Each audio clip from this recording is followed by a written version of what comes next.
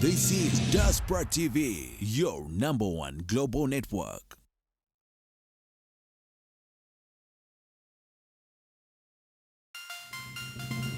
This is Diaspora.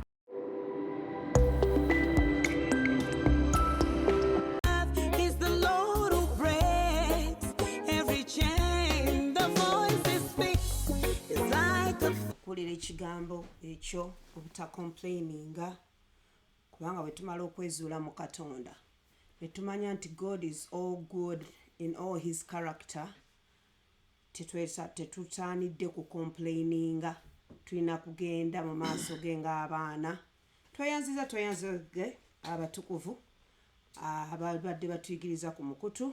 Tusanyuse nate okubalaba amanya n'eddoboozi Suzette Sajjabbi Mama Ziva wano. Mukama mwebaza nkomezaawo nate mu maanyi ag'ekitalo okuwulira ekigambo kye nga tuli wano Amina, amina.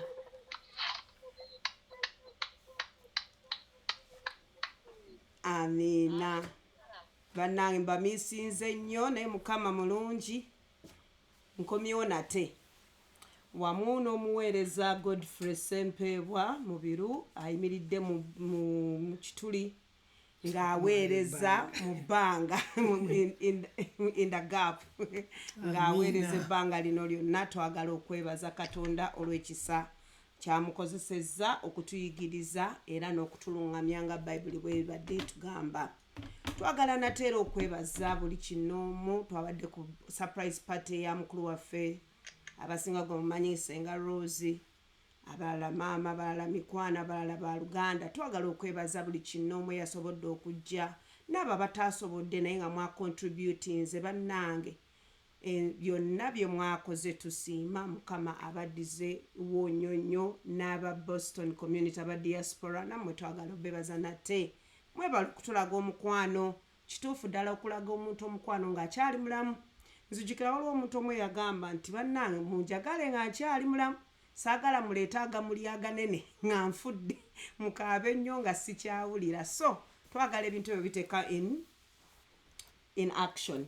Kale ka mwami Mubiru baako kyogamba then tutandika okuyigiriza. Twebaza Katonda olw'olunaku olwaleero. Ndi musanyufu nnyo nti muweereza munnange akomyewo ku mpewo. Mukama mulungi. Musumba Kabuye abaddeko nga boogera ku kigambo ne muganda ffe Steven Nicholas nga boogera ku kyekwemulugunya. Tugenda ne twemulugunya nnyo naye ne tutamanya nti Katonda tayagala beemulugunya, naye ffe olw'okuba mu buntu tulanga abalabaka Katonda atunyigiriza naye nga Katonda atwagala. Kirungi nnyo nti tukomyewo nate okuyigiriza ekigambo kya Katonda nga bulijjo. Tujja mu masekkati buli Lwakusatu n'Olwokuna okuyiga. Ffenna tuyigira wamu kubanga buli lwe tusoma bino ebyawandiikibwa bitulaga Katonda kiki mu buliwo. Era ku sayidi eri eya kamera tulinayo omukyala Mubiru nga yali mu byuma ya operating nga bulijjo naye ng'ate muyigiriza ku sayidi eno wadde temumulaba naye nga gyali. Era tubeebaza olunaku luno Mukama lwatuwadde lwe tugenda okuyigirizaamu ekigambo kya Katonda nti kana kaseera eddakiika emu njagala ofune essimu yo, njagala ofune Bayibuli yo, njagala ofune n'ekkalaamu.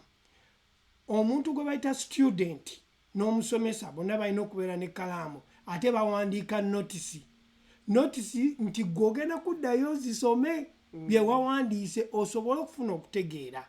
Era mbadde mbasaba okusooka nga temunnakwata Bayibuli na kkalaamu na bitabo, muggyeyo amasimu gammwe okusharinga eri abooluganda, bakojja bammwe, ab'emikwano, basenga nga Senga Frida mumusharingire oba yajja basharingira.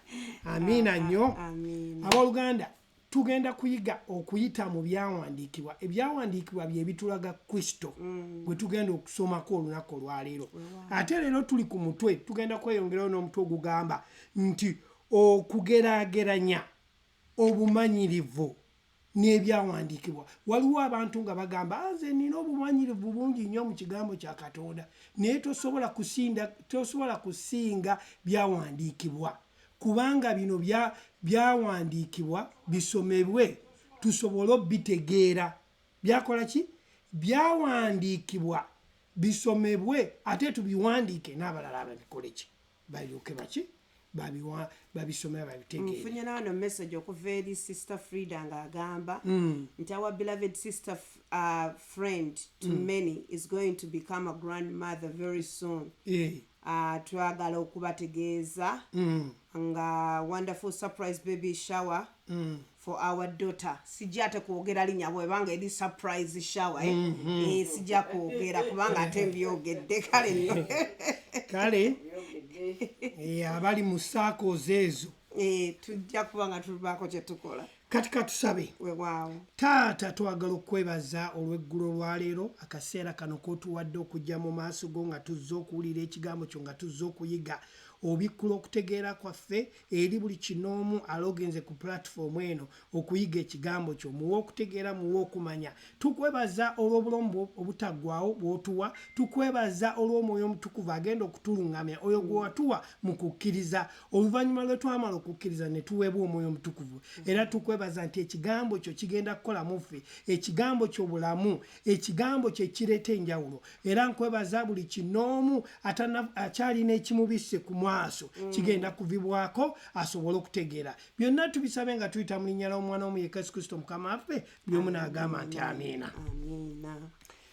Abooluganda batuwuliriza, tukyeyongera mu maaso tuzze tuyigiriza ku kigambo ekigamba nti tugeraageranya gye bayita experience n'ebyawandiikibwa. Ebyawandiikibwa bikulu nnyo eri omuntu eyafuna omwoyo omutukuvu.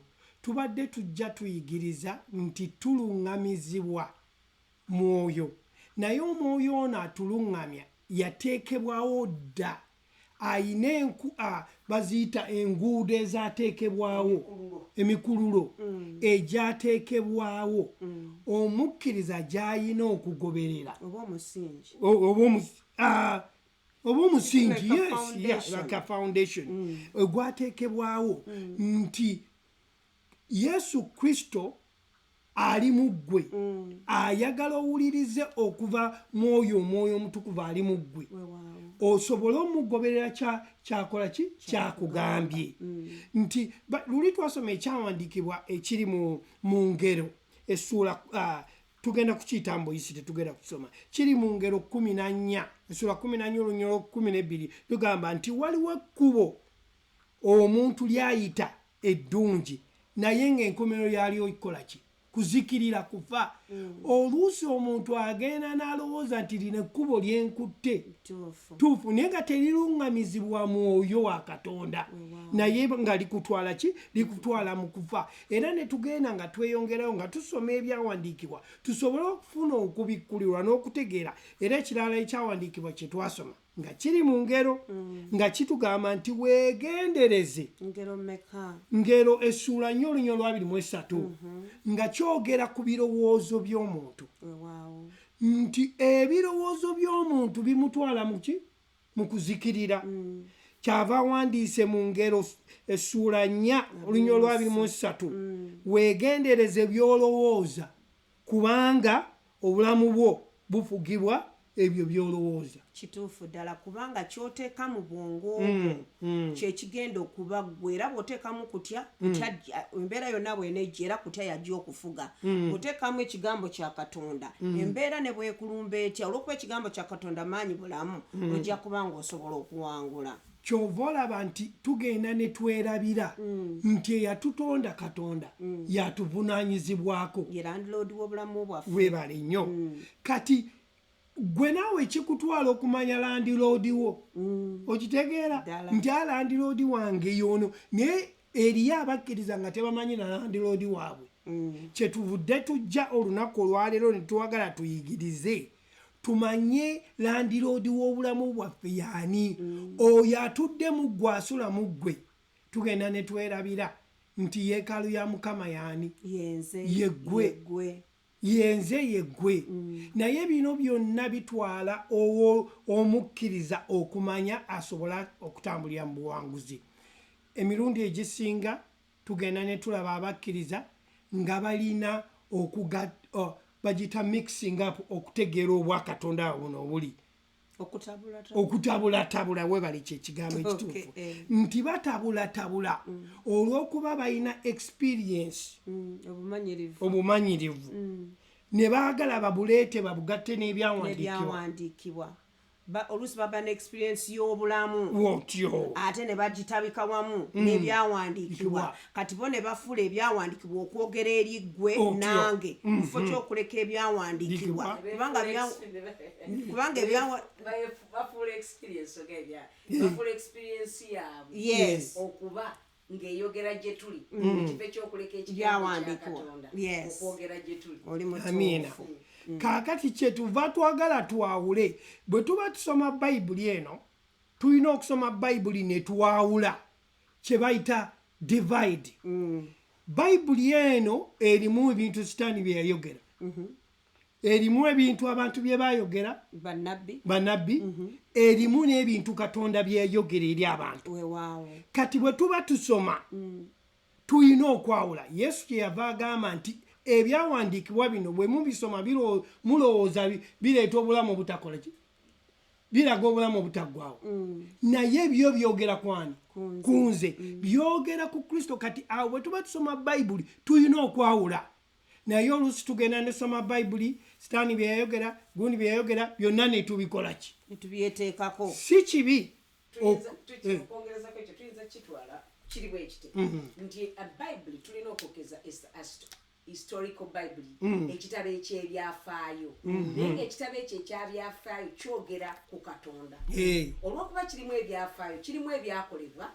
kitulaga ebyakolebwa buli mulembe mu buli mulembe ate buli mulembe era mulimu obunnabbi obulanga ekyo katonda kikyagenda okukola era nekikyagenda okutuukiriza amiina bwe tuba tukisoma tulina okwawula tukyawula tutya twawula emirembe egyo egyawandiikibwamu kiki gyali gigamba baani be baali boogerako neki kye baali bategeeza kati bwetyo bwe tujja tusoma kati bwe tutuuka mu kwawula yesu kyava abagamba abafalisaayo n'abasedukaayo be yali ayogera nabo nti munnoonyeza mu byawandiikibwa nga mulowooza ebyawandiikibwa ebyo bye bulimu obulamu naye ebyawandiikibwa byogera ku nze kiki yali ategeeza yali ategeeza nti mwe mulowooza mukwata nnyukuta bunyukuta naye yo si nnyukuta ebyayo byali byogera ku nze bwe ŋŋenda okujja kiki ngenda okutuukiriza okubonyezebwa ngenda kufa ngenda kuziikibwa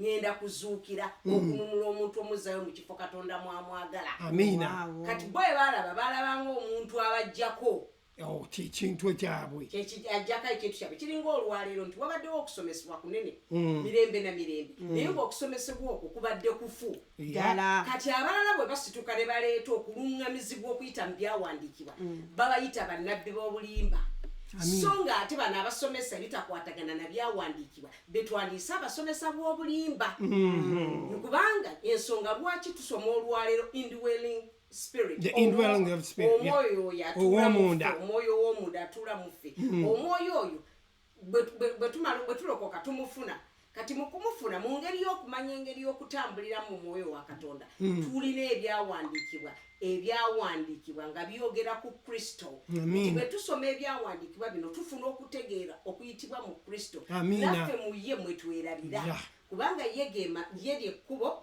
ge mazima n'obulamu kati bwe tuba twagala okutegeera ebintu ebikwatagana ku by'obwakatonda biri mu kitabo kino ebyawandiikibwa ensonga lwaki tumanya okwawula nitwawula nti kino kyogera ku mirembe gino baki bye bakola ate kino kyogera ki katonda kyayagala eri omuntu amiina abooluganda bakagenda ku mukutu gwaffe tuwogera ku bumanyirivu n'ekigambo kya katonda tubigeraageranya lwakuba tetwagala kutandika kuteeka bumanyirivu na kigambo kya katonda tutwale obumanyirivu mu maaso kyova olaba nti bantu bangi kati balina okutabulwa nga bwe wakigambye nga bagatta okutabulwa embala ya katonda tebagimanyi ate ekyo kireese obutamanya katonda kiki kyali kyetuva tujja olwaleero okwongera okuyigiriza twakitandikako dda naye kati tugenda mu maaso twongere okuyigiriza omuntu atandike okwezuula tugenda kutandika n'ekyawandiikibwa ekyawandiikibwa kiri mu Bakolisi ekyokubiri naye nga sinnagendayo mukyala Mubiru alina kyayogedde nti wabaddewo enjigiriza eriwo enjigiriza eno olw'okuba ebadde twagiyingiramu abalokole abamu nga babadde tebaasomesebwa kutuuka mu kigera kyakumanya Katonda kiki kyali kati ne bajja bayingirira wakati ne bagenda neyo enjigiriza ne balowooza yentuufu enjigiriza eriwa bw'ogamba bw'otyo omuntu nga tawulirizanga njigiriza kyebadde eriwo nga kati ng'enjigiriza ya prosperity va ku eyo yokka prosperity no kale enjigiriza eno ey'obikolimo omuntu n'akugamba nti the reason lwaki tofumbiddwa era okaddiye tugenda kufumbirwa ewammwe teri yafumbirwa oliko ebikolimo olwo aba alaga amaanyi ga Yesu ge yafiira ku musaalaba tigaali ga busa enjigiriza eyo eremeddwa nnyo abantu egaanye omukkiriza okwezuula mu Katonda n'alowooza nti eri eyamukunamira enjigiriza intimidating omukkiriza n'amugamba nti bw'oba tokoze kino ngenda kujjako baguyita omukisa titojja kufuna mukisa bw'oba tokoze bw'otyo olwo Katonda gwe twakkiriza tuba tetutegeera kati nga twagala gwe kyekyo lwaki nagambye nti bw'oba otandika olunaku olwaliro jjayo bayibuli jjayo ekkalaamu n'ekitabo kyo kubanga ogenda kuwandiika ebyawandiikibwa bino gwe obyosomere naawe weezuule ebyawandiikibwa bino gwe toyina kusoma n'obikola ki ate ani ono atukubira oyo we Uganda mu decline toyina gwe kwogera eri byawandiikibwa ebyawandiikibwa birina kwogera gy'oli kyotegeeza nti tulina kwogera eri byawandiikibwa ogamba nti nga bwe tusoma ebyawandiikibwa nga bwe byawandiikibwa birina okusigala mu context yakyo ekisobola okunnyonnyola ki kye baali bategeeza kubanga nga bulijjo bwe tubadde tubagamba ebyawandiikibwa bino si bigambo wabula ebyawandiikibwa oyo muntu ate omuntu oyo ye Yesu Kristo kati njagala ogende ku kyawandiikibwa ekiri mu Timoseewo ekyokubiri essuula 2 olunya olwokubiri Timoseewo ekyokubiri essuula 2 olunya olwokubiri olunyiriri olwokubiri tebadde zato Timoseewo 2 kati wasoose nongamba Bakolisi kale genda ku Timoseewo ekyokubiri Timoseewo kale quickly essuula 2 olunya olwokubiri Timoseewo ekyokubiri essuula 2 era bye wawuliranga gye ndi mu bajulirwa abangi era bye wawuliranga gye ndi mu bajulirwa abangi ebyo biteresenga abantu abeesigwa era abalisaanira okuyigiriza n'abalala omanyi lwaki Apostle Timoseewo Pawulo yali agamba mutabani we Timoseewo nti ebyo bye wawulira gye ndi olw'okuba waaliwo ababuulira ebitali ebyo ebyamazima kyekyo lwaki yamugamba nti era bye wawulira gye ndi doctrine eno entuufu biyigiriza abalala abeesigwa nabo abanaagenda okubiyigiriza abalala kati bwe tuba tuyigiriza ebyawandiikibwa bino tetuyina kukikyusakyusa nga ffe bwe twagala kifitinge mu mbeera yaffe we bali nnyo tuyina okukireeta nga bwe kyawandiikibwa gwe tokifuulwamu tokibuulira okifunemu kyokyagala amiina kyetuva tuleeta ebyawandiikibwa bino mu butuufu bwabyo njagala ogende ku kyawandiikibwa ekiri ku Bakolisi ekyokubiri 3:18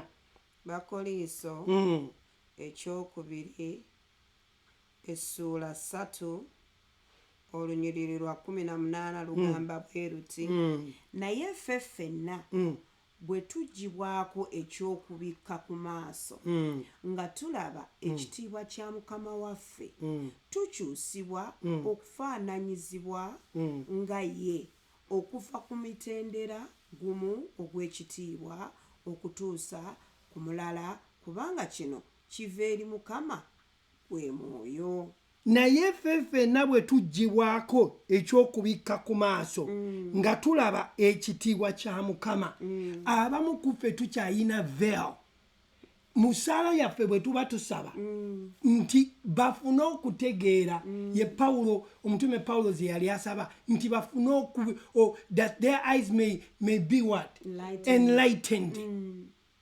bafune okutegeera ekitiibwa kya Mukama waffe nga tukyusibwa okufaananyizibwa nga ye okuva mu mutendera gumu ogw'ekitiibwa okutuusa mu mulala kubanga kuno kwe kuva eriki mu Mukama waffe gwe mwoyo nti the spirit omwoyo wa Katonda atudirectinga amaaso gaffe okusigala ku kigambo kya Katonda kino ekiwandiike tusobole okukimanya.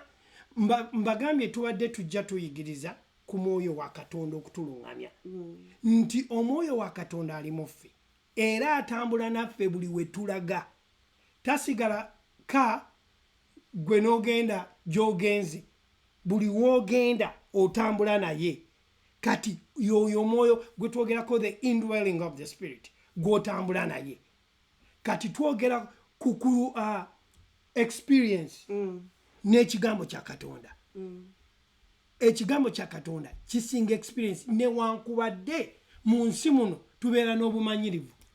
Amiina.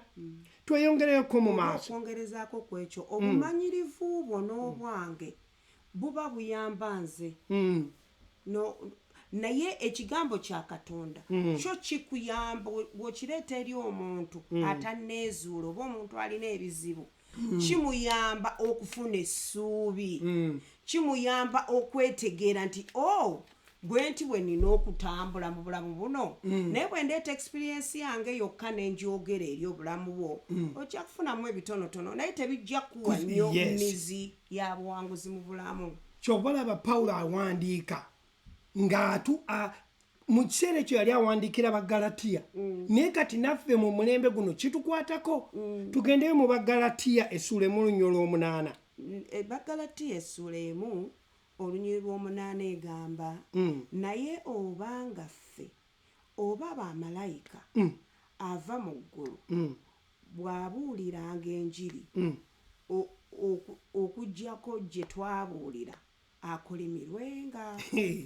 Wagambidde malayika naye ate gwe omuntu awooninze wano muyange egambye kyokka bwe tubaffe oba bamalayika avudde mu ggulu n'abategeeza amawulire amalungi amaawufu kwago ge yabuulira ge yasoma mu byawandiikibwa. Kati nina kye njagala okutereezaamu wano bwe tugamba ebyawandiikibwa Pawulo teyasoma ndagaano mpya kufuna bintu bino. Yasoma endagaano enkadde okuva mu lubereberye paka mu Malakayi okufuna bino byawandiika nti malayika bwejja nebagamba nti waliwo enjiri endala avunaanibwe eyawukana ku gye tulaba mu ndagaano eno akolimirwe. Kaakati waliwo bagita goalpost gy'otasobola kukyusa byawandiikibwa.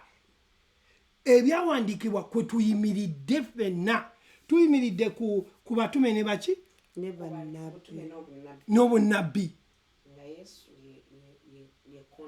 Yes, kati kwe tuyimiridde era okusoma ebyawandiikibwa bino bwe tusoma kwe tuyimiridde okubitegeera si bigambo byaffe nti tosobola kubeera nga ebyawandiikibwa obivaako kubanga bye bitulaga Kristo. Okwongereza ku ekyo bwe bagamba scriptures bategeeza scriptures ezo ebyawandiikibwa ebyo ebiva ku Genesis ebiva ku lubereberye paka ku Malakayi. Era ne Yesu bwe yajja yasigala mu pattern eyo ey'ebyo obunnabbi oba Moses Katonda bye yamubikkulira ebyo eby'ebitabo ebitaano okuva ku Genesis paka ku Deuteronomy okwo kwava buli lwe yayimiriranga yagambanga temusomangako kati we yayogerera temusomangako ekitabo kino eky'endagaano enkadde kyali tekinnaba kuwandiikibwa eky'endagaano empya kyali tekinnaba kuwandiikibwa otyo nga referringa ku byawandiikibwa eby'endagaano enkadde kati ekitegeeza nti omusingi gwo bwa katonda ogw'okununula omwana w'omuntu n'okuzza omuntu mu kifaananyi kye guva mu kitabo kino eky'endagaano enkadde nti bw'otegeera endagaano enkadde kigenda kwanguyira okutegeera endagaano empya. Amiina. Bw'otategeera ndagaano nkadde togenda kutegeera ndagaano mpya. Kyekiva kikutwala okusoma otegeere omusingi guno y'ensonga lwaki Yesu buli lwe yayimiriranga yaga temusomangako byawandiikibwa ng'olwajuliza ebyawandiikibwa Moses kubanga Moses yasimba omusingi buli kyonna ekyakolebwanga ku mulembe gwa Kristo ng'azze kyalinga kiraga patani yaakyo eva ku byawandiikibwa ebya Moses ebya Musa byawandiika n'obunnabbi bwe baasuulanga. Kyekiva kikugwanira ggwe omukkiriza atuwuliriza olunaku olwaleero nti olina okusoma ebyawandiikibwa bino osobole okutegeera endagaano empya. Mu ndagaano enkadde Yesu yali akwekeddwa. Mu ndagaano empya alabisiddwa gye tuli, abikkuliddwa gye tuli, tusobole okumutegeera azze mu buntu, tusobole okutegeera Katonda. Amiina. Era kyetuva tusoma ebyawandiikibwa akweri omuntu endowooza ya Katonda okutegeera Katonda olina okusoma ki? Ebyawandiikibwa. Bino bye bikuwa embala ya Katonda, bye bikuwa okutegeera kwa Katonda nti omuntu yenna agenda okuluŋŋamizibwa omwoyo wa Katonda alina okumanya ebyawandiikibwa bino n'alyoka abigoberera okuyita mu byawandiikibwa. Nagambye nti byawandiikibwa kati bisomebwa n'oddamu gwe naawe n'obiwandiika niye owandiika notisi ezizo z'ogenda okwesomera osobole okukola ki? Okutegeera nti ebyawandiikibwa bino byafuuka omuntu. Byali kigambo, ekigambo ne kifuuka ki? Omuntu. Tugende mu Yokaana y'enjiri essuula esooka ove ku lunywa olusooka paka ku lwokuna. Enjiri ya Yokaana essuula esooka olunywa olusooka paka ku lwokuna. Ku lubereberye waaliwo kigambo. Otyo. Kigambo n'aba awali Katonda. Kigambo n'aba Katonda. Oyo yaliwo ku lubereberye awali Katonda. Ebintu byonna byakolebwa ku bw'oyo era wataali ye tewaali kintu na kimu ekyakolebwa olwokuna. Obulamu bwali mu ye, obulamu ne buba omusana gw'abantu. Abantu abatannategeera nti Yesu Kristo Katonda bino bye byawandiikibwa ebikulaga, era abatannategeera nti ku lubereberye Yesu yaliwo bino byawandiikibwa. Agambye ku lubereberye waaliwo kigambo, kigambo n'aba awali Katonda, kigambo n'aba Katonda. Amiina. Oyo yaliwo ku lubereberye awataali Katonda, awali Katonda sole. Ebintu byonna byakolebwa ku bw'oyo era awataali ye tewaali kintu na kimu ekyakolebwa. So ku lubereberye from Genesis. Ate awayogera ku emu n'ebbiri. Era yawandiika ekitabo ekyo ye Musa. Webale nnyo. Ensonga lwaki nti eri foundation. So kati wano Yokaana atunnyonnyola nti ku lubereberye. Ku lubereberye yalumanya ng'asomye ebyawandiikibwa nti ku lubereberye bwaliwo kigambo, kigambo n'aba awali Katonda, wataali Katonda tewali kyakolebwa. So kitegeeza wataali Yesu tewali kyakolebwa. Ebintu byonna byakolebwa ku bubwe era wataali ye tewali kintu na kimu kyakolebwa. Obulamu bwali mu ye, obulamu ne buba omusana eri abantu. Kati twogera ku musana, omusana ye Kristo oyo gwe twogerako. Eri omukkiriza yenna eyakkiriza alina omusana. Luli twali tuyigirizibwa okuggyibwa mu kizikiza n'oleetebwa mu nsi ey'omusana. Gwe omukkiriza wanunulibwa, togenda kununulibwa. Lubereberye otyo Katonda yaliwo era ye gwe musana. Awali omusana ekizikiza tekisobola kuyimirira, era awali omusana ekikolimo tekisobola kufollowinganga gwe omwana wa Katonda. Amiina. Ebintu bino ebitubeerako oyinza okuba endwadde oba tozadde oba tofumbiddwa, ebintu ebyo naturally sometimes ziba choices zaffe nozimakinga ogenda okulanga choices okoze sintuufu tekitegeeza nti katonda yakuganya okufumbira oba obutazaala. Amiina. Ate era tetwagala kuwa nnyo credit sitaani kubanga sitaani ye mu bubwe talina maanyi eri ggwe eyakkiriza katonda. Amiina. Kakati bw'otunuulira wano oba oyina okumanya nti katonda yaliwo. Twagala tulabe ebyawandiikibwa bino katonda we yafuukira omuntu. Tugende mu njiri essuula emu tugende ku lunyolo 14 owulire eya Yokaana enjiri essuula emu olunyolo 14 lugamba kigambo n'afuuka omubiri n'abeera gye tuli ne tulaba ekitiibwa kye ekitiibwa nga kyekyo eyazaalibwa omu yekka kitaffe ng'ajjudde ekisa n'amazima. Kati nno bw'obanga obadde ossaayo omwoyo ku kiki kye tusoma kigambo n'afuuka omubiri olwo ayambadde omubiri n'abeerako gye tuli oyo Kristo ne tulaba ekitiibwa kye ekitiibwa ng'ekyoyo eyazaalibwamu omu yekka kitaffe ng'ajjudde ekisa n'amazima. Kati bw'osoma ebyawandiikibwa bino mu musana gwa Kristo ofuna okutegeera n'omanya nti mu ye temuli kizikiza si yajjawo si yagaba obulamu ate n'akola n'abujjawo kubanga agambye ng'ajjudde ekisa n'amazima. Kati okuva ku lubereberye ekigambo kirino kyaliwo nga kituwa obulamu kyafuuka obulamu gye tuli. Kyekyo Pawulo lwaki awandiika mu Timoseewo ekisooka okwongereza ku ekyo kyekigambo kino Yokaana awandiika kubanga Yokaana awandiika yaliwo mu biro ebyo Kristo we yajjira n'ayambala omubiri. Amiina. Era agambye nti kigambo yafuuka omubiri n'abeerako gye tuli mu biro ebyo eby'omuwandiisi w'ekitabo kino ekya Yokaana. Era twalaba baamulaba ekitegeeza balipootinga kye baalaba kye baawulira kye baalaba. Twalaba ekitiibwa kye ekitiibwa nga kiriko ekitiibwa ky'oyo eyazaalibwa omu yekka kitaffe ng'ajjudde ekisa n'amazima. Ekitegeeza baamulaba ng'ajjudde ekisa n'amazima. Era ekigambo kino kyekyaliwo ku lubereberye ekyakola byonna. Kati bakiraba kyambadde omubiri. Kati Yokaana annyonnyola genda maaso.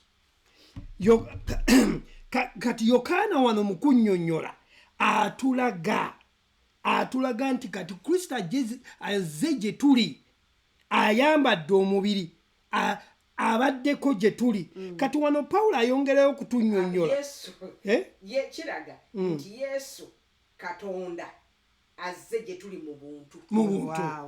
Yesu Katonda azze Yesu ye Katonda mu buntu ayambadde omubiri azze gye tuli. Awo we nagambidde nti singa omuntu abadde assaayo omwoyo yandibadde alaba nti Yesu ye Katonda kubanga ekyo ekyawandiikibwa kiraga abamu kubanga waliwo nga mukkiriza naye nga takkiriza nti Yesu Katonda ng'amwawula Katonda Yesu mwana Katonda Katonda asobola okuba omwana ate Katonda asobola okuba omwoyo webale nnyo mu byonna.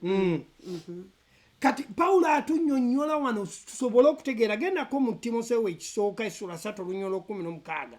Timoseewo ekisooka essula 3 olunyolo 16 lugamba era wataali kubuusabuusa ekyama ky'okutya Katonda kyekikulu. Amiina. Oyo eyalabisibwa mu mubiri n'aweebwa obutuukirivu mu mwoyo n'alabibwa bamalayika n'abuulirwa mu mawanga n'akkirizibwa mu nsi n'atwalibwa mu kitiibwa. Era awataali kubuusabuusa ekyama ky'okutya Katonda kyekikulu ekyo.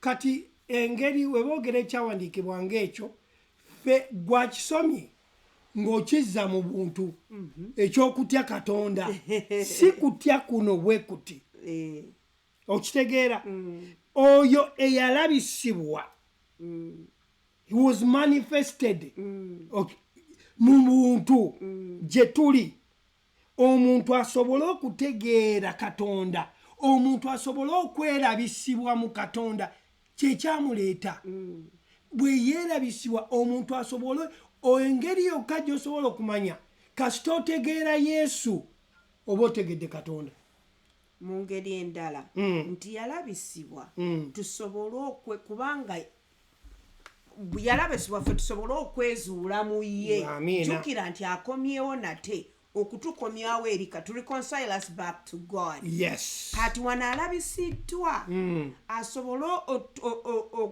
okweraga eri ffe tusobole okumutegeera oba nti nnyonnyodde bulungi akongerezaako alabisiddwa Katonda alabisiddwa mu mubiri kikyalaga eri omuntu ono agenda okukkiriza kyamulaga nti Katonda osobola okubeera mu mubiri ng'ate omwoyo we atuula mu ggwe yensonga lwaki kyamutwalira okujja gye tuli n'ayambala omubiri Yokaana bw'aripootinze n'ayambala omubiri ffe tusobole okwerabisiza kyekyo kyobadde ffe tusobole okweraba oluganda olwangu ffe tusobole okweraba mu ye nti ffe tuli mu ye okitegeera tuli mu ye naye ali mu ffe so bwe tulaba karakita ye embala ye bwe tulaba embala ye kiba kitegeeza ye embala yaffe kubanga mu ye mwe tuva twerabisa mu ye kati owooluganda yenna omukkiriza alina okumanya embala ye waliwo okubeera nti endowooza yo eyagala okukulimbalimba n'okola ebitali bya Katonda tekigaana oyinza obikola naye gwe olina okwezuula mu yo nti n'osituka n'ogamba oyo si yenze embala yange eri bweti embala yange ya bwa Katonda amiina kati Pawulo awandiika wano atulaga omuntu embala ye agambye atya wano nziriramu 16 olwotuwulire olwatesimasewo era awataali kubuusabuusa ekyama ky'okutya Katonda kyekikulu oyo yalabisibwa mu mubiri n'aweebwa obutuukirivu mu mwoyo n'alabibwa bamalayika n'abuulirwa mu mawanga n'akkirizibwa mu nsi n'atwalibwa mu kitiibwa kati kitegeeza ekitiibwa Kristo kyalimu naawe ekyolimu naye olw'okuba tonnafuna kuyigirizibwa tosobola kikkiriza bwe tugendako mu Bakolisi ekisooka olusooka olunyolo lwasatu yanyongerezaako katono nga tetunnasoma nti omukkiriza kyalina okumanya eyakkiriza nti Kristo ono yajja kumununula kutya teyajja muwa mayumba kubanga amayumba gaaliwo n'emirimu gyaliwo n'obugagga bwonna bwaliwo yajja okumununula okumujja mu kibi webale nnyo mu kifo kino ekyokwemanya embala ye bwefaanana mu Katonda kati ebintu bino byonna alina okubimanya embala ye bwe yali mu lubereberye kati addayo wali mu lubereberye ekyo Katonda kyayagala abeere lubereberyemu n'ebbiri ng'otannayonoona ng'okwonoona tekunnajja awo kati Katonda amuzzaayo kubanga ekitaffe bwe tumala okukkiriza afuuka kitaffe tufuuka baana alina okutulaga embala ye naffe tutegeere embala ye tusobole okutambulira mu mbala eyo amiina kati tugende mu kino ekyawandikibwa kyetubadde tugenda okusoma nga tetunaba kugira Abakolisi ekisooka essuula emu olunyolo lwasatu Bakolisi ekisooka essuula emu olunyolo lwasatu kigamba naye ku bw'oyo mwe muli mu Kristo Yesu ku bw'ani ku bw'oyo mwe muli mu Kristo Yesu eyafuuka amagezi gye tuli okuva eri Katonda era n'obutuukirivu n'okutukuzibwa n'okununulibwa ku bw'oyo Katonda yabagatta ne Kristo eyafuula amagezi gaffe mu Kristo ono Katonda mwe tufuukira abatuukirivu abooluganda simanyi oba ojja kikkiriza naye tuwulira bw'oba wakkiriza Kristo oli mutuukirivu mwe yatutukuliza. Ebigambo bino byonna singa obisoma mu mbala gye baabiwandikiramu oba mu context kanjogere luzungu mu context mwe baabiwandikiramu twatuukirizibwa. Yatununula. Kitegeeza nti togenda kununulibwa. Ate obutuukirivu tokolerera bukolerere kubanga kino kirabo Katonda kye yatuwa bwe yafa ku musaalaba n'afuuka omutango gy'oli nange n'atwala ebibi byaffe. Olwedde bw'omala omukkiriza olwo oli mutuukirivu. Obwo tebakolera bannaddiini bo basomesa nti morals na bino okwewombeeka which is not bad, tulina okubeera ne morals naye obwo si bwe butuukirivu. Ebyo bikolwa ebyefaananyirizako n'omuntu omutuukirivu naye taba mutuukirivu. Obutuukirivu bwe twogerako bwe buno Kristo bwe yatuwa obuwa ng'atufiiridde ku musaalaba. Yesu Kristo yajja kutujjako bibi. Nkyambirwa yogedde yajja okutujjako ebibi n'ebyawandiikibwa kye bigamba. Teyajja kutuwa baana balungi na bakyala balungi na motoka. Edda ku mulembe ogwo balina embalaasi ziri ez'akabi zi 6 foot zi 7 foot nga zidduka okufaako tekikwatagana ebyobulamu n'ebyomwoyo yabituwadda. Amiina. Bwe yali tannatonda muntu yasooka kutonda bintu bigenda kusustaininsa obulamu. Kati ekyo si kyekyamuleeta kuba yali yakiteekawo. So naawe ensi yagiwa abaana b'abantu. Webali nnyo. So kati mu kutonda mu butonde mu principles zonna ze yakola mu bulamu buno omuntu bwe yeezuula ne bw'aba tali mulokole ne bw'aba mulokole asobola okugaggawala ezifuga. So kati omuntu bwe yeezuula n'azikozesa asobola okugaggawala. Webale nnyo. So okubeera omugagga tekikwetagisa kumanya Katonda. Tekikwetagisa. N'ebyo byonna biva mu ki? Mu kusomesebwa okutuufu. N'omanya osobola okuddaawo n'ogamba leero ngenda kusiiba ennaku 4 okusiiba si kubi. Ensawo yo ssente eve eyite mu siringi egwe wansi Katonda asobola gireeta n'ezo si principles be. Twagala okweyongerayo okulaba nti Yesu Kristo kwe kutegeera kwa Katonda mu bulokozi. Yesu Kristo kwe kutegeera kwaki? Kwa Katonda mu bulokozi. Yesu Kristo ge magezi ag'obulokozi. Otyo. Era amagezi g'obwa Katonda gali mu ki? Mu kukomererwa kwa Kristo. Amagezi g'obwa Katonda gali mu Kristo bwe yakomererwa ne tulyoka tuba ne wabaawo okutegeera amazima okutegeera okwo bwa Katonda. Anyongerezeeko. Kristo ge magezi ga Katonda agamukomererwa. Okumukomerera kufiiririra. Era Yesu mu Katonda ge magezi g'obulokozi. Amiina. Newankubadde ababaka b'ensi eno kye bataategeera mu biro bye byamukomereramu tebaategeera ki kye baali bakola. Era ekyo kyayamba nnyo okitegeera. Ekyo tebaategeera ki kye baali bakola. Bwe tusoma Abakolinsi ekisooka olunyiriro lw'okubiri essula ey'okubiri n'olunyiriro lw'omunaana. Bakolinsi ekisooka essula ey'okubiri olunyiriro lw'omunaana. Tewali n'omu ku bafuzi ab'omulembe guno abagategeera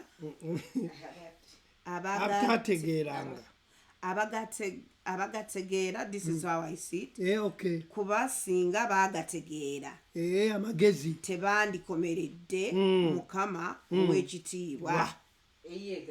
Eyange gambye abakulu bonna ab'omu mirembe gino ge bataategeeranga n'omu kuba singa baategeera tebandikomeredde Mukama ow'ekitiibwa.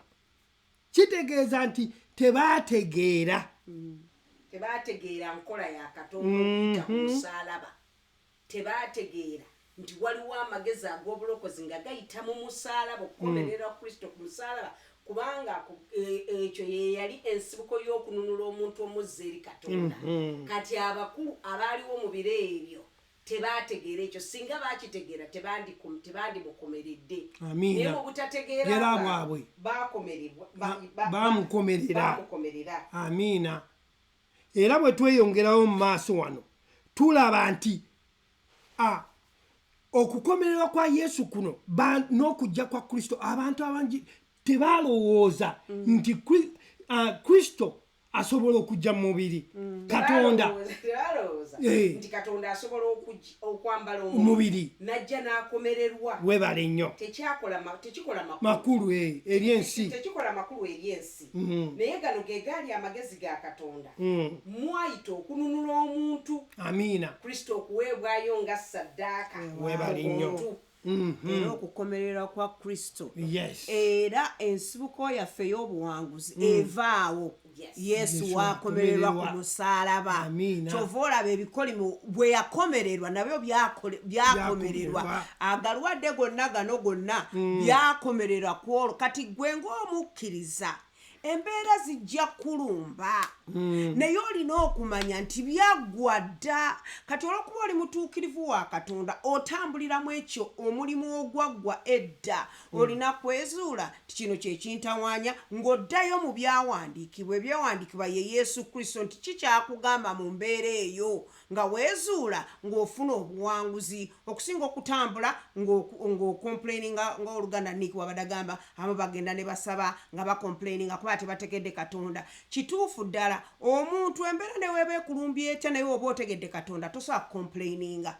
Olina kwezuula bwezuzi n'ofuna obuwanguzi. Kyavudde atuwa obuyinza nti mbawadde obuyinza abakkiriza bonna mbawadde obuyinza okulinnya ku misoto egy'obusagwa ku njaba ez'obusagwa ne bananywanga ekitta tekiibakolenga kabi n'akatono. Kitegeeza yatuwa obuyinza okusabira abalwadde nabo banaawonanga. Kati omukkiriza alina okumanya nti okuva ku Katonda lweweewaayo n'ayambala omubiri najja n'akomererwa kubanga bano ab'amagezi tebakimanya nti anunula omuntu okumujja mu kibi, anunula omuntu okumujja mu kikolimo, anunula omuntu okumujja mu ndwadde. Nti endwadde bwe zijja kuba tukyayambadde guno omubiri ogufa tegujja kuba tubeera ne challenge. But yatuwa obuyinza nti any challenge comes our way we have the authority okuyimirira ne tugamba no omubiri guno Kristo yaguwanguza. Nga bw'ofuna okutegeera okuguliisa n'ogwexercisinga okubeera omulamu okuweereza Katonda mu mubiri guno. Amiina. Era bwe tweyongera wano tulaba Yesu Kristo kwe kutegeera kwa Katonda. Yesu Kristo ye ndowooza ya Katonda. Ebintu bino byonna bw'omala obitegeera otambulira mu kutegeera kwa Katonda, otambulira mu mbala ya Katonda gwe gy'otegedde nti Yesu Kristo ge magezi gaani ga Katonda. Era tulaba nti Katonda ayagala amagezi g'ensi eno okuba obusirusiru. Amagezi g'ensi bwe busirusiru eri Katonda. Amagezi g'ensi kanyongerezeeko. Yesu kwe kutegeera kwa Katonda. Yesu ye ndowooza ya Katonda. Yesu ge magezi ga Katonda. Yensonga lwaki Katonda yalaga amagezi g'ensi eno nti busirusiru eri kubanga amagezi g'ensi eno tegalina kumanya kwa Katonda. Kyekyawandiikibwa kiri kye twasomye nti tebaamanya. Kati yalaga obusirusiru bwabwe. Kati ensi erina amagezi gaayo. Ensi erina enkola yaayo gyekolamu ebintu. Balina ideologies baleeta ne bakola kino. Oluusi ebimu birabika ng'ebirina okutegeera. Naye okusinziira ku byawandiikibwa biba tebirayininga apo na nkola ya Katonda. So kati amagezi g'ensi eno bwe buki? Bwe busirusiru eri Katonda, busirusiru ddala. Era amagezi g'ensi eno tegalina kumanya kwa Katonda. Kubanga leka tweyongereko wano wansi ne Yakobo akyogerako. Yakobo 3:15. Yakobo 3:15 agamba amagezi gano si ge gakka okuva waggulu otyo naye ga mu nsi ga buzaalirwana ga sitaani geego omukyala mbiru g'abadde ayogerako amagezi g'ensi eno si ge gakka okuva waggulu naye gaaki ga nsi gakola ki gabuzaalirwana ga setaani waliwo olwogenda n'olaba nti omuntu akoze ekintu spectacular okitegeera mu luzungu webakiyita kiyitirivu kyanjawulo naye nga tekiraga bwa katonda nga kirungi naye tekiraga bwa katonda gensi busirusiru okitegeera kyekiva kigwanira omukkiriza yenna okumanya ekigambo kino amagezi ge tuwogerako gonna amatuufu gava mu byawandiikibwa nti ebyawandiikibwa bino bye bimuyigiriza endowooza entuufu asobole okulayininga apu n'okukola ki n'omwoyo wa katonda omuluŋŋamya nti omukkiriza aluŋŋamizibwa mwoyo wa katonda mulimu ekigambo ekyo mu luganda mulimu nedda amakubo olwedde agasetingibwa emikululo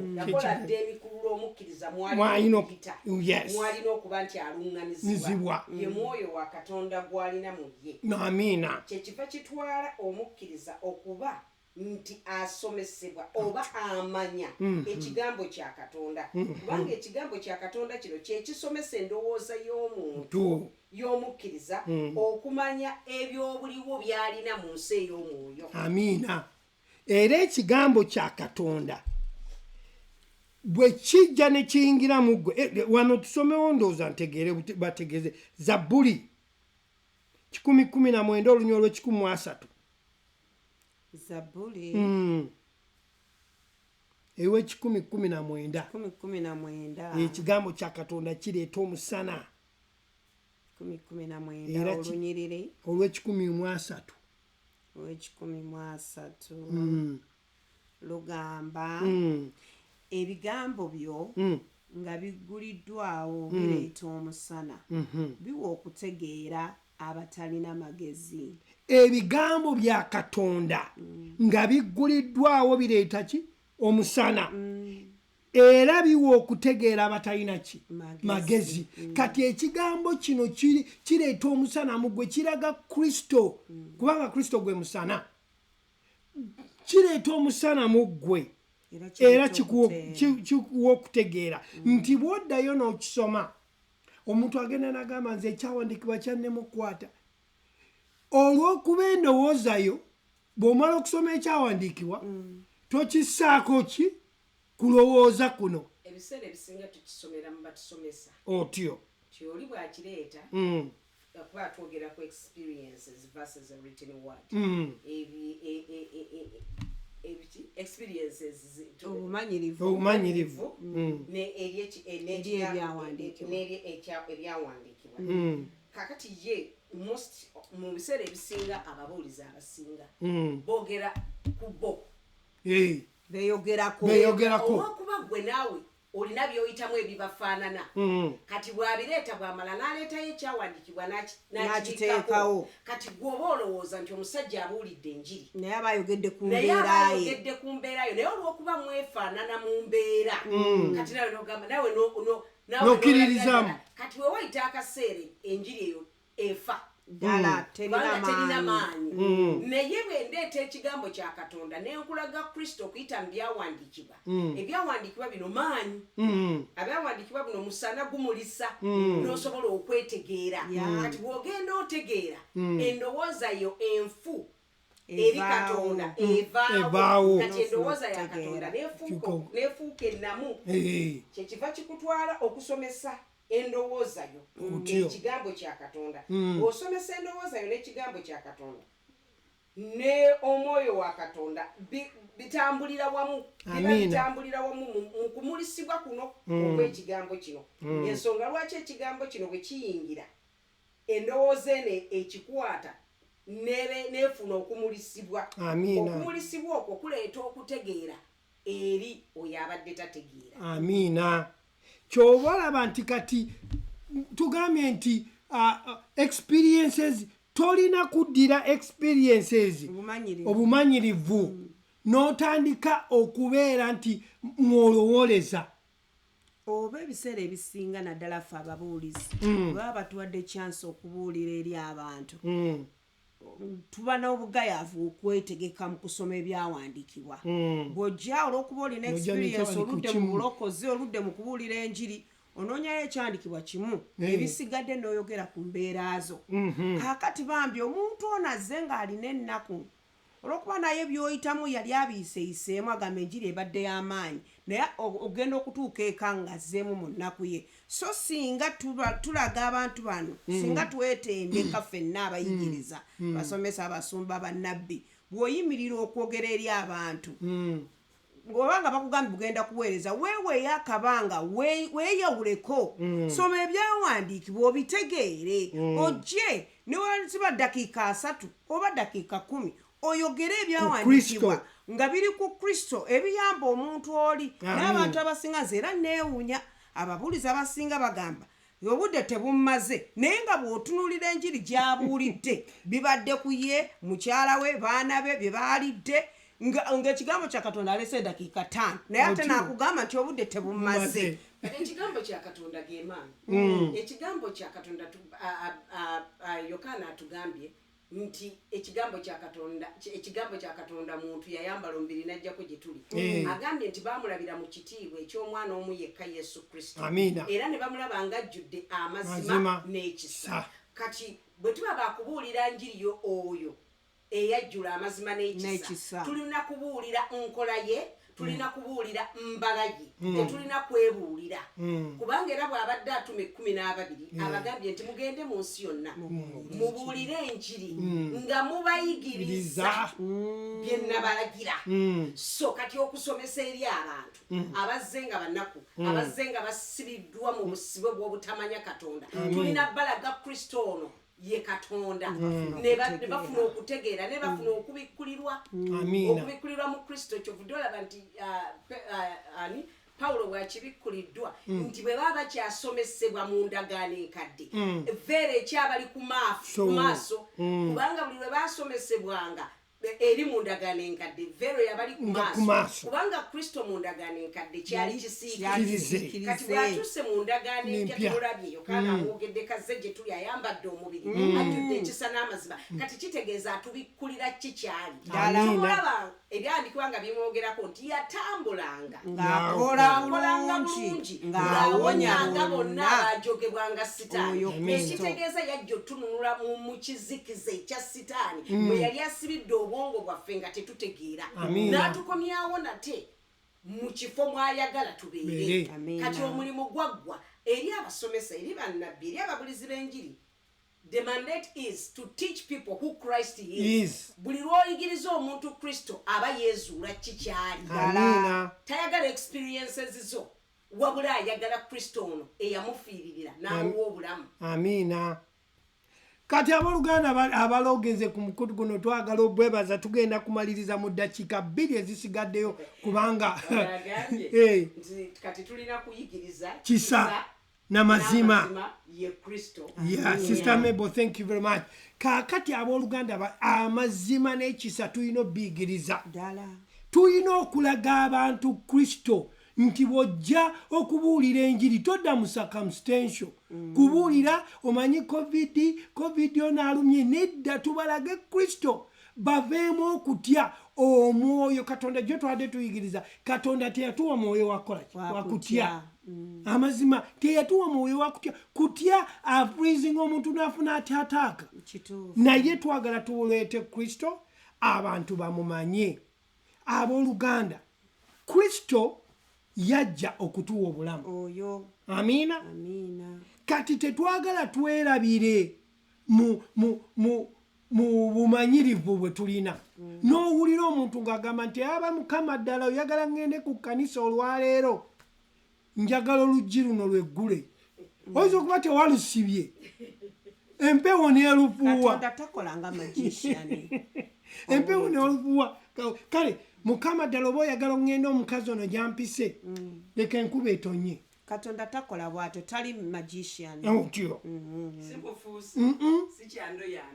ate sitaani ayagala nnyo okukolera mu bintu bino ebikwatibwako kati kyova olaba oluusi bw'oba tonnayezuula era tonneetegeera embeera n'ekulumba ne wajja omubuulizi akugamba nti waliwo ekikolimu kikyakuliko nti leeta ssente bwe ziti osobole okusumulwa omanyi nti ojja ziwaayo bw'oba tonneezuula naye wano batulagidde tubuulire enjiri ey'ekisa n'amazima gyo twabadde twogera ku bakyala be banaaza mu kkanisa olw'obutamanya olw'obutasomesebwa omusumba n'aleeta ebenseni n'aleeta amazzi n'akwasa abalala ekipa omuntu nga nze nzenyini nyampula mu maaso g'abantu ne bakuteeka mu benseni okuba nga waliwo ekikyamu ku bwongo ne bakuteeka mu benseni ne bakuyiira amazzi ne bakunaaza ne bakusiimula n'ettawulo kati omusumba omulala n'akusiiga oyiro tolaba nga waliwo kikyamu ku bwongo butasomesebwa byawandikibwa n'okutegeera amaanyi ga katonda tulabye nti yayambala omubiri n'ajjako gye tuli ajjudde ekisa n'amazima kati tulina kubuulira amazima ge agali mu kristo omuntu yeetegeere yeemanye yekikyali mu zino embeera fena tuziyitamu kubanga tuli mu nsi eno ey'abalamu so embeera yonna kulwala kufa ebyo tubiyitamu naye waliwo obulamu obw'olubeerera obulamu obwo obw'olubeerera gyemyoyo gyaffe gino gye gigenda okubeera olubeerera era after kudropinga guno omubiri ogufa tugenda kwambazibwa omubiri ogutafa ogwo gwe tugenda okubeera mu lubeerera na lubeerera kati kitwala omuntu ategedde katonda okusomesa omuntu okwetegeera mu katonda ddala kyova olaba okusomesa kukulu nnyo abaluganda tugenda kugala okubanga essaawa ziweze 3 naye tubadde kyeyongerayo tujja kwongera okuyigiriza ku muntu ono ow'omunda omuntu musumba kye yayogeranga ku muntu ow'omunda eyafa omugenzi senfuma yali ayigiriza ku muntu ow'omunda omuntu ono ow'omunda mukulu nnyo eri omukkiriza twagala obbaleko olunaku olwaleero netubeebaza nti mwebale tuwa kaseera kano okujja okuyigiriza ekigambo kya katonda twogedde ku experience n'ekigambo kya katonda tosobola obumanyirivu kuteeka bumanyirivu waggulu wa kigambo kya katonda ate era jjukira teri mbeera ya lubeerera katonda we gwe wakkiriza alina amaanyi buli mbeera yonna gy'olimu asobola yatuwadde kwatagala ku by'obulamu n'eby'omwoyo tulina kukola tulina kukitambuliramu amiina Sister Suzette tusabire nga tugawo tukwebaza olw'ekisa tukwebaza olw'obulamu tukwebaza olw'okwagala nga kirungi olwaleero okubanga tutudde ku mmeeza ne tugabana obulungi bwo ayi mukama katonda w'ekisa taata tukwebaza era nga tuleeta buli omu ali ku mukutu abali ku diaspora tv mukama kitanga ababadde baloginze in ebyo byonna gye bali bwebaba nga babadde balina ebibatawaanya waliwo ebirowoozo ebibadde bibalumba kwe kusaba kwaffe nti emirembe gya katonda gibabugaana obulungi bwa katonda bwebabugaane amazima n'okutegeera bibabugaane ayi katonda ow'ekisa bwebanga mu makati gaffe badde eriyo oyo agenda ku interview ya immigration kwe kusaba kwaffe nti feva ya katonda emubeereko bwebeera omuwolereza gy'agenda ayi katonda gunesafeeyo nga muwanguzi mu makati gaffe tusaba bwebanga ebadde eriyo omulwadde leka ekigambo kyo mukama kitange kyekiwonya kiwonye buli kirwadde ekibadde mu bulamu bwabwe amagumba agamaketa omutwe egiruma emigongo egiruma amagulu agaluma omusujja endwadde ez'enkovuba zonna zawangulwa dda myaka 12 egiyise tala tukwebaza kubanga owonya osumulula eri abo abalwadde ba covid abadde basibiddwa mu nnyumba tusabira immune system zaabwe okuddizibwamu amaanyi ayi katonda w'eggulu n'ensi tulagira system zaabwe okuba boosted right now mu linnya erya yesu kristo munazaalesi tusabira eri abo abanoonya emirimu ayi katonda ow'ekisanga bagenda ku interview eko obulungi bwa katonda feva ya katonda ebagoberere mukama kitange bwe bagenda wali babe bold and comfortable to know who they are as they are being interviewed mu linnya erya yesu kristo taata tukwebaza kubanga okikoze era nga tugenda okuva ku mukutu guno weewaawo tugenda kwawukana naye kwe kusaba kwaffe kuuma buli kinoomu abo abali ku mirimu abo abatambula abo abali awaka abo abali mu ddwaliro leka obukuumi bwe obw'enjawulo bubabeereko mu linnya lyo tusabye amiina amiina amiina and remember Jesus Christ is still in full control. Sizasuze tuwebale kudda ekintu genda bulungi mukama mulungi. Abaluganda tubebaziza nnyo paka wiki ejja tukomawo okuva ku ssaawa 2 Wednesdays in English, Thursdays in Luganda. Be blessed. Amina. Mukama abatu. This is Diaspora TV, your #1 global network.